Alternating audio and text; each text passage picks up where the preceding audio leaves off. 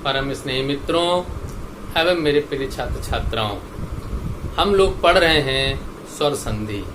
स्वर संधि में सबसे पहले मैं आपको बताना चाहता हूँ कि हिंदी के आधार पर जो 5 स्वर संधि होती हैं, उन 5 स्वर संधि को आप कैसे पहचानेंगे। बहुत जल्दी तुरंत आप पहचान सकें, ऐसी योजना के साथ यह वीडियो आपके सामने प्रस्तुत कर रहा हूँ। मेरे साथ अंत तक बने रहिए। मैं निश्चित रूप से आपको कुछ ना कुछ आज खास देने वाला हूँ। सबसे पहले आपको ये तय करना होगा कि जो 2 पद आपके सामने हैं, यहाँ स्वर संधि है या स्वर संधि नहीं है। एक उदाहरण के तौर पर बात को शुरू करते हैं। जैसे महा और ऋषि, ये 2 पद हैं, 2 शब्द हैं। इसका अंतिम वर्ण और इसका पहला वर्ण आपको निकालना है। पहले पद का अंतिम वर्ण जब आप निकालेंगे, जैसे महा है तो महा का अंतिम पद क्या हुआ, आ। ऋषि है, ऋषि का प्रथम पद क्या हुआ, री। तो अब आपने जो 2 वर्ण निकाल लिए, इन 2 वर्णों को निकालने के बाद ही आप तय कर पाएंगे कि यदि दोनों वर्ण स्वर हैं तो स्वर संधि 100% होगी। यदि ये दोनों वर्ण स्वर हैं, 2 वर्णों को जब आप निकालेंगे और दोनों स्वर होंगे, तब आपको ये तय करना होगा कि स्वर संधि में कौन सी संधि होगी। इसके लिए अब मैं आपको बताता हूँ कि आप पहचान कैसे करेंगे कि कौन सी संधि है। ये देखिए, यहाँ से लेकर यहाँ तक सभी स्वरों को हमने एक क्रम में यहाँ पर लिख दिया है। केवल इसी क्रम के आधार पर 5 संधियों का नियम आप सीख जाएंगे, क्योंकि मैं आपको एक विशेष योजना के साथ बताने वाला हूँ 5 संधियों का लक्षण, उनकी परिभाषा और कैसे आपको संधि करनी है। सबसे पहले तो आपको क्या करना है, मैं पिछली वीडियो में आपको बता चुका था, अभी मैं आपको केवल स्मरण कराता हूँ। जैसे दीर्घ संधि, गुण संधि और एण संधि को मैंने आपको पढ़ाया था पिछले वीडियो में। अभी केवल संक्षेप में आपको याद दिला देता हूँ। क्या, देखिए, दीर्घ संधि में क्या होता है, सबसे पहले तो आप तय कर लें, यहाँ से लेकर के यहाँ तक के स्वर जो कि अक वर्ण के अंतर्गत आते हैं, अ, ई, उ, री और ली। ये 5 वर्ण जो हैं आपके अक कहे जाते हैं। स्वर संधि में जो दीर्घ संधि है वह इन वर्णों में ही होती है। इनसे नीचे वाले वर्णों में कभी स्वर संधि का, दीर्घ संधि का उदाहरण नहीं होता। जैसे यहाँ पर मैंने लिख दिया है, ये स्वर संधि के उदाहरण है ह्रस्वा, दीर्घा, ह्रस्वी, दीर्घी, ह्रस्व, दीर्घु आदि आदि जब जुड़ेंगे तो उसी का दीर्घ रूप हो जाता है। इसके उदाहरणों के साथ मैं आपको एक बड़ा सा, इन उदाहरणों के साथ, दीर्घ संधि के उदाहरणों के साथ मैं आपको एक दूसरा वीडियो भी बनाऊंगा। इस वीडियो में मैं 5 संधियों की केवल पहचान बताना चाहता हूँ कि आप अंतर कैसे करेंगे। तो जब आप 2 वर्ण निकालेंगे और दोनों वर्ण यदि सवर्ण हैं, 2 वर्ण यदि कैसे हैं, सवर्ण हैं। मान लीजिए आपके सामने होता पुस्तक, धन, आलय, पुस्तक, धन, आलय। तब ऐसी परिस्थिति में आप जब पुस्तक का अंतिम वर्ण निकालते तो पुस्तक का अंतिम वर्ण क्या है, ह्रस्व, और आलय का प्रथम वर्ण क्या है, दीर्घ। अब देखिए बंधुओं, आपने जो 2 वर्ण निकाल लिए, यदि ये दोनों वर्ण समान हैं तो देखिए दीर्घ संधि होगी। ठीक है, तब आपको सबसे पहला काम संधि में क्या करना है, वर्णों को निकालना है। बिना वर्णों को निकाले यदि आप जल्दी करेंगे तो गलती कर सकते हैं। अतः वर्णों को निकाला, दीर्घ संधि निकल कर आ गई। इसके बाद हम नियम से चलेंगे और संधि को कर देंगे। इसी प्रकार यहाँ पर जब हमने 2 वर्णों को निकाला तो दोनों वर्ण देखिए समान नहीं थे, सवर्ण नहीं थे। इसका मतलब है कि ये यहाँ दीर्घ संधि नहीं हो सकती, और जब दीर्घ संधि नहीं हो सकती तब आपको आगे बढ़ना होगा, कुछ और सोचना होगा कि जब दीर्घ संधि नहीं है तो कौन सी संधि है। अब देखिए, तो दीर्घ का ही नियम था, अभी केवल सामान्य तौर पर पहचान बताइए आपको। अब गुण की बात करता हूँ। गुण में क्या करना है, यहाँ पर सबसे पहले आइए, ये जो दो वर्ण है ह्रस्व और दीर्घ, इन दो वर्णों को आप प्रथम पद का अंतिम वर्ण मान लीजिए। देखिए यहाँ पर ये जो है ये प्रथम शब्द का अंतिम अक्षर होगा, प्रथम पद का, और ये जो ई उ री लिरी है ये द्वितीय पद के पहले अक्षर होंगे। देखिए ई उ री और लिरी ये दूसरे पद का पहला अक्षर होगा, आ और आ पहले पद का अंतिम अक्षर होगा। अब देखिए मैंने यहाँ पर जो दो वर्ण निकाले हैं, इधर है आ, इधर है री, तो आप देख सकते हैं दीर्घ संधि से बच गया। तो आगे हम जब गुण में जाते हैं, आगे आ होना चाहिए, पीछे री होना चाहिए, और यही बात यहाँ पर देखिए हमारे सामने है। आगे वाला वर्ण आ है और पीछे वाला वर्ण री है, अर्थात हम समझ जाएंगे कि ऐसी परिस्थिति आने पर, ऐसी कंडीशन होने पर गुण संधि होगी। तो आप तुरंत गुण संधि का नियम लगाएंगे और वहां पर संधि को कर देंगे। इस तरीके से आपने यहाँ से देख लिया, आ और आ को आगे करेंगे, ई उ री लिरी को पीछे कर देंगे, तो गुण संधि की परिभाषा बन जाएगी। अब देखिए बहुत महत्वपूर्ण बात जो है मैंने पिछले वीडियो में आपको बताई थी कि गुण यण का विरोधी है, गुण और यण विरोधी हैं। तब आपको क्या करना है, जो ई उ री लिरी अभी दूसरे पद के पहले अक्षर के रूप में आए थे, अब उनको आगे कर दीजिए। देखिए प्रथम पद के अंतिम अक्षर, प्रथम पद का अंतिम अक्षर यदि ई उ री लिरी होगा, यदि प्रथम पद का अंतिम अक्षर ई उ री लिरी होगा तो, और पीछे कोई भी असमान स्वर होगा तो निश्चित रूप से बंधुओं यण संधि होगी। यहाँ पर जैसे देख सकते हैं, एक उदाहरण के तौर पर प्रति धन एक उदाहरण आपको बता रहा हूँ पहचान के लिए। सबसे पहले आपके सामने ऐसे आएगा तो आप क्या करोगे, जल्दी नहीं करोगे, आप क्या करेंगे, तुरंत पहले पद का अंतिम अक्षर क्या है, ई है, दूसरे पद का पहला अक्षर क्या है, ए है। अब देखिए बंधुओं, दोनों वर्णों को आप देखेंगे, यदि ये दोनों वर्ण सवर्ण होते तो दीर्घ संधि होती, ऐसा नहीं है। यदि पहला वाला जो वर्ण है वो ह्रस्व या दीर्घ होता तो गुण संधि हो सकती थी। यहाँ पर आगे आ है ही नहीं, तो चूंकि यदि आगे आ या दीर्घ नहीं है तो गुण संधि को भी आपने नकार दिया। तो ना तो दीर्घ संधि है ना गुण संधि है, क्योंकि गुण संधि में पहले पद का अंतिम अक्षर आ अवश्य होता है, ऐसा यहाँ पर नहीं है।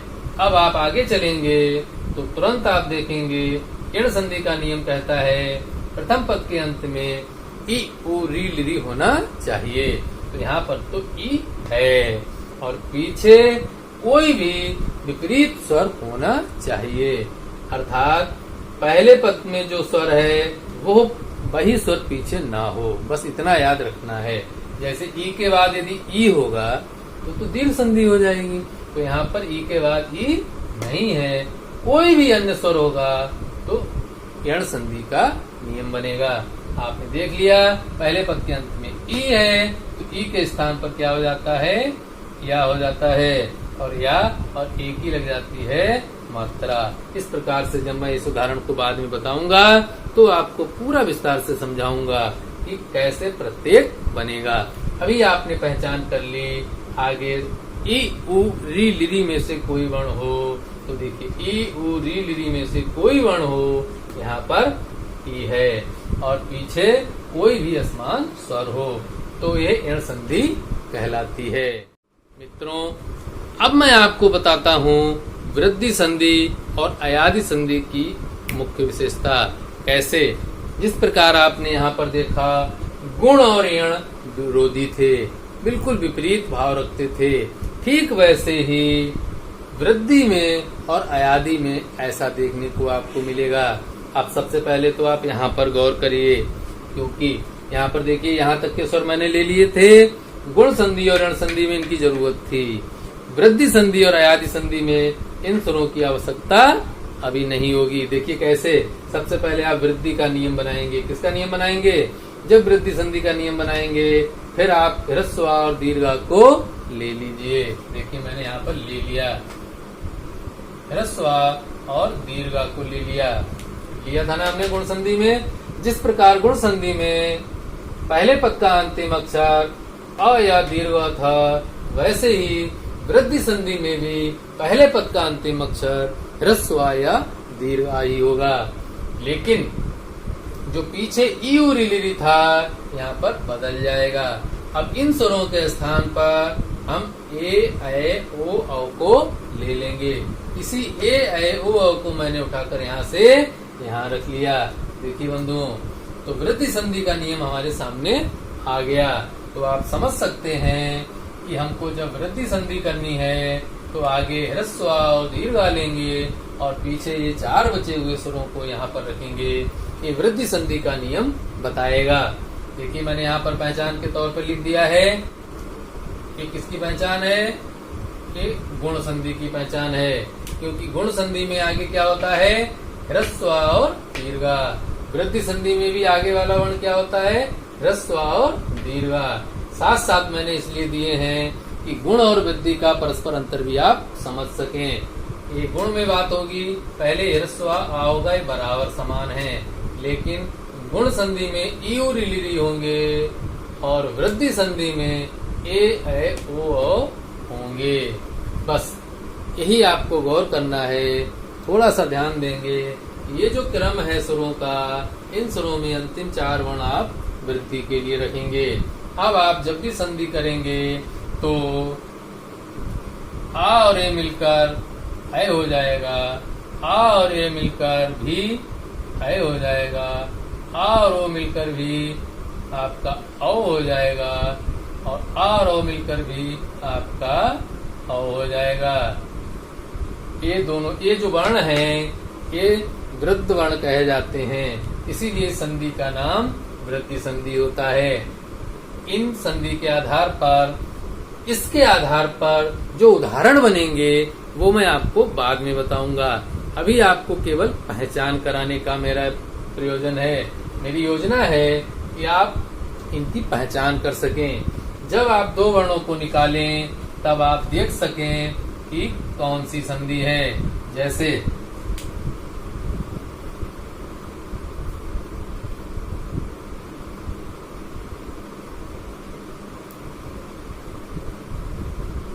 बहुत प्रसिद्ध उदाहरण मैंने लिया है, महाधन औषधि या वन धन औषधि। अब आप, जब आपके सामने संधि का कोई उदाहरण आए तो सबसे पहले आपको क्या करना है, दोनों वर्ण आप अलग निकाल लीजिए जहाँ पर संधि होनी है। वो वर्ण कौन से होंगे, पहले पद का अंतिम वर्ण। देखिए पहले पद का अंतिम वर्ण क्या है, दीर्घ आ। इधर दूसरे पद का पहला वर्ण क्या है, औ। अब इन 2 वर्णों को आप निकाल लें। इसके बाद कृपया मेरे हिसाब से चलें। कैसे, यदि दोनों वर्ण सवर्ण होते तो दीर्घ संधि होती, ठीक है। यदि पहले वाला वर्ण अ है तो गुण हो सकता है, लेकिन गुण में दूसरा वर्ण ई उ री ली री होता है, अर्थात गुण संधि नहीं है। अगला नियम, यदि आगे वाला वर्ण आ है तो यण संधि हो ही नहीं सकती, क्योंकि यण संधि में आगे ई उ री ली री होता है।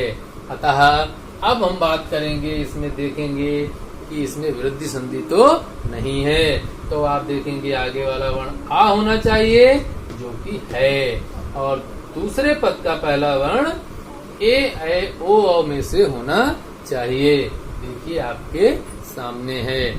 अब आपने यहाँ पर इतना ध्यान करने के बाद तुरंत पता लगा लिया कि प्रस्तुत उदाहरण में वृद्धि संधि है, और आप जब संधि के आधार पर करेंगे आ और औ मिलकर औ हो जाता है, और यहाँ पर महौषधि बनाएंगे। उदाहरण मैं आपको बाद में सिखाऊंगा। अभी मेरा प्रयोजन है कि मैं बहुत कम समय में आपको 5 संधियों की विशेषता बता सकूं कि आपस में अंतर क्या है। अब आपने उदाहरण देख लिया। इसी प्रकार आप यदि ऐश्वर्य का उदाहरण लेंगे, महाधन ऐश्वर्य, तब आप देखिए महा और ऐश्वर्य में ए निकलेगा और वो वृद्धि संधि के अंतर्गत जाएगा। तो बंधुओं ये कौन सी संधि हो गई? ये वृद्धि संधि। ये वृद्धि संधि के उदाहरण के अंतर्गत ऐसी विशेषता मिलेगी, तब आप वृद्धि संधि का नियम लगाकर संधि को करेंगे। अब वृद्धि संधि यदि आपने समझ ली है तो अयादि भी समझ जाएंगे। कैसे? वृद्धि में दी अंत में है, अयादि में भी दी अंत में है। इन पहचान को अपने साथ रखिए। जैसे गुण और यण दोनों में अणा अणा साथ है, गुण यण विरोधी हैं, ऐसे ही दी विरोधी हैं। गुण और यण के लक्षण आपस में मेल नहीं खाते, एक दूसरे से विरोधी हैं। वैसे ही वृद्धि और अयादि दी देखिए, वृद्धि में दी, और यहाँ पर मैं अयादि संधि को बताने वाला हूँ। अयादि संधि, अयादि संधि देखिए, वृद्धि में दी है, अयादि में दी है, लेकिन इसके जो लक्षण करेंगे, इसकी जो विशेषता बनेगी, तब आप देखेंगे कितना बड़ा विरोध है इनमें। कैसे? जैसे मैंने यहाँ पर गुण और यण में इनके स्थान को बदल दिया था और संधि का जो मुख्य विशेषता थी आपके सामने आ गई थी, ईव रिलीज को आगे कर दिया था। यही काम आपको कहाँ करना है? वृद्धि में करना है। वृद्धि में जो ए, ऐ, ओ, औ ये 4 वर्ण हैं, इन चारों वर्णों को आपको आगे रख देना है। देखिए, वृद्धि के दूसरे पद के पहले वर्ण हमने आगे रख दिए, अर्थात जब पहले पद का अंतिम अक्षर ए, ऐ, ओ, औ होंगे और बाद में कोई भी स्वर हो। यहाँ पर असमान स्वर की आवश्यकता नहीं है, कोई भी स्वर हो सकता है।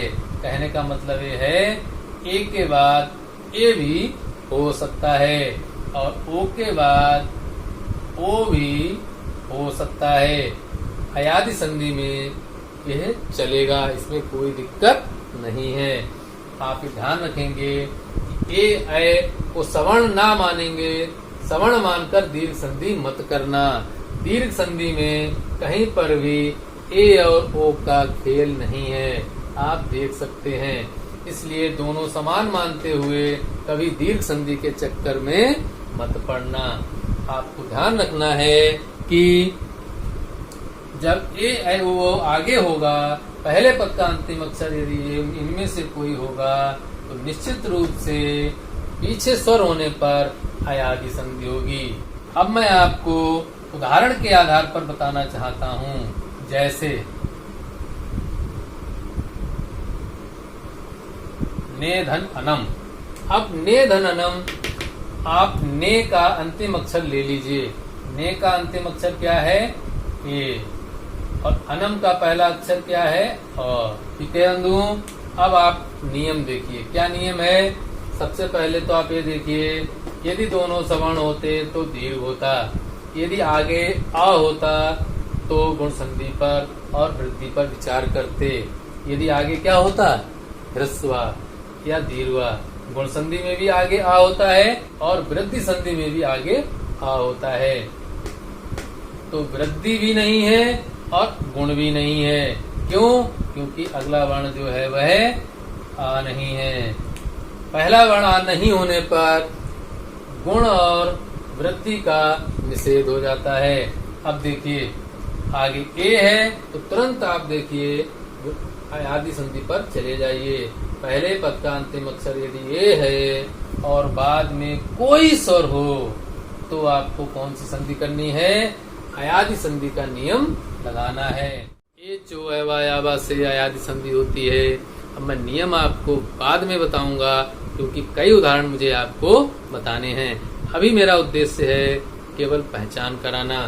तो आपने यहाँ पर देख लिया, यहाँ पर अयादि संधि होगी। कौन संधि होगी? अयादि। ऐसी कंडीशन आने पर ए को ऐ हो जाता है, ऐ को आय हो जाता है, ओ को अब हो जाता है और औ को आब हो जाता है। तो यहाँ पर बंधुओं ए है तो ए के स्थान पर क्या हो गया है? ऐ। तो ए के स्थान पर यहाँ पर क्या कर लेंगे? ऐ। इस उदाहरण को मैं सिद्ध करके आपको बताता हूँ। अब आपने ए के स्थान पर ऐ कर लिया, क्योंकि ए के बाद कोई स्वर है तो ए के स्थान पर अय हो जाएगा। मैंने कर लिया। और देखिए जब यहाँ पर ने में से ए को अलग किया था तो ना बच गया था, बचा था ना, ऐसे लिखा जाएगा ना हलंत और ए अलग। इधर आपका क्या था, अनम। ठीक है, ए को अलग कर लिया। अब ए और ए के स्थान पर क्या हो गया, अय, और ना आपका ज्यों का त्यों है। ठीक है, इधर देखिए ना आपका ज्यों का त्यों हलंत है, ए की जगह पर अय हो गया और इधर आपका अनम हो गया। ठीक है, अब आपको कुछ नहीं करना है, केवल यह देखना है ये जो ह्रस्व है वो ना में चला गया, ह्रस्व ना में चला गया, हल चिन्ह हट गया। इसी प्रकार ये जो आ है वो या में चला गया और या का हल चिन्ह हट गया।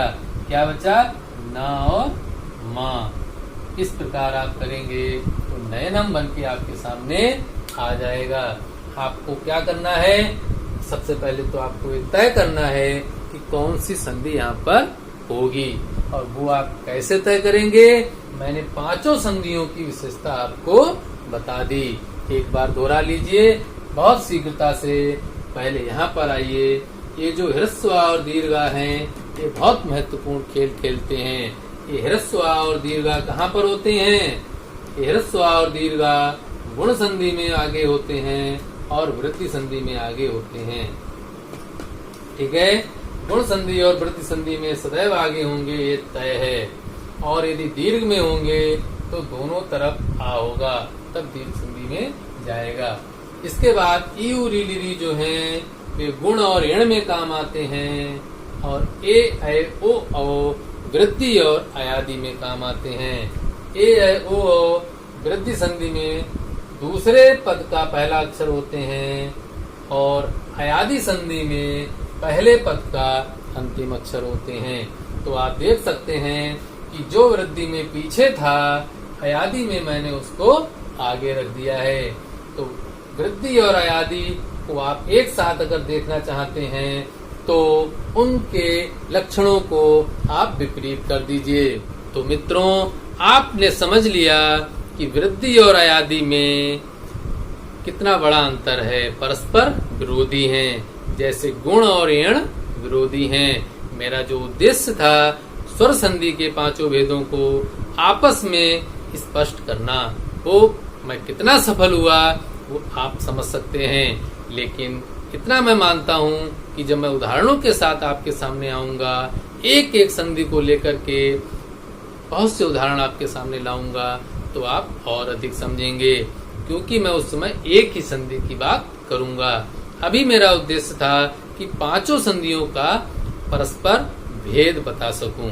मेरा ये वीडियो आपको अच्छा लगा हो, कुछ इसमें रोचक लगा हो, तो कृपया इसे लाइक कीजिए, शेयर कर दीजिए। और जो लोग नए हैं, जिन्होंने मेरे चैनल हिंदी संस्कृत डॉक्टर सवितुर को सब्सक्राइब नहीं किया है, तो कृपया सब्सक्राइब कर लीजिए, क्योंकि आगे आने वाले सभी वीडियो मैं बहुत जल्दी बना रहा हूं और आपके लिए कुछ नया लाते हुए संधि के विषय में आपको पारंगत बनाने के लिए, आपको संधि खेल खेल में कराने के लिए मैं लगा हूं। आप मेरे साथ बने रहिए, और जैसे ही मैं वीडियो अपलोड करूंगा आपको नोटिफिकेशंस मिल जाएगा।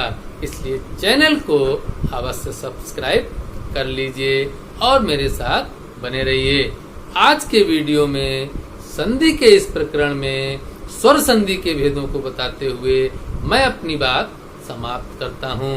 तो बंधुओं, धन्यवाद, नमस्ते समम, जय हिंद।